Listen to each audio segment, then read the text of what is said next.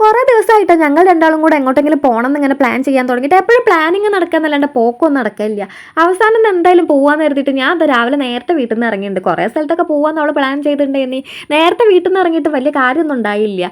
ഇവൾ ഓരോ മണ്ടത്തരങ്ങൾ കാരണം ഞങ്ങൾ നേരം വൈകിണ്ട് ഇറങ്ങാനായിട്ട്. നേരം വൈകിയ സ്ഥിതിക്ക് പ്ലാൻ ചെയ്ത സ്ഥലത്തൊന്നും പോകാൻ കഴിയില്ലല്ലോ. പിന്നെ ഞങ്ങൾ പറഞ്ഞാൽ ഹൈലൈറ്റ് മാളിൽ പോകാമെന്ന്. അങ്ങനെ ഞങ്ങൾ നേരെ ഹൈലൈറ്റ് മാളിലേക്ക് വന്ന് എസ്കുലേറ്ററിൽ കയറാനായിട്ട് ഇപ്പോഴും നല്ല പേടിയാട്ടോ. ആ പേടി ഇപ്പോഴും മാറിയില്ല. കുറേ സമയം എടുത്തിട്ടുണ്ട് ഞാൻ കയറാനായിട്ട്. അവിടെ പിന്നെ കഴിഞ്ഞ് ഞങ്ങൾ നേരെ സ്റ്റുഡിയോയിലേക്കാണ് വന്നത്. സ്റ്റുഡിയോയിൽ വന്നിട്ട് ഇതാ കുറേ ഡ്രസ്സൊക്കെ നോക്കിയിട്ടുണ്ടായിരുന്നു. ഓൾ കുറേ ഡ്രസ്സൊക്കെ നോക്കി, ഞാനും കുറേ നോക്കിയിട്ടുണ്ടായിരുന്നു. പിന്നെ ഏതായാലും വന്നതല്ലേ, വന്ന സ്ഥിതിക്ക് എല്ലാം ഒന്ന് ചുറ്റി നടന്ന് കണ്ട് എല്ലാ സാധനങ്ങളൊക്കെ ഒന്ന് എടുത്ത് നോക്കിയിട്ടുണ്ട്. അവിടുന്ന് കുറച്ച് പർച്ചേസിംഗ് ഒക്കെ കഴിഞ്ഞ് നേരെ പുറത്തേക്ക് ഇറങ്ങി. പിന്നെ ഇവിടെ മൊത്തമായിട്ടൊന്ന് കറങ്ങി നടന്ന് കുറേ ഫോട്ടോസും വീഡിയോസൊക്കെ എടുത്ത് ഇവിടുന്ന് ഇറങ്ങിയിട്ട് ഞങ്ങൾ നേരെ പോയത് SM സ്ട്രീറ്റിലേക്കാണ്, നമ്മുടെ മിഠായി തെരുവിലേക്ക്.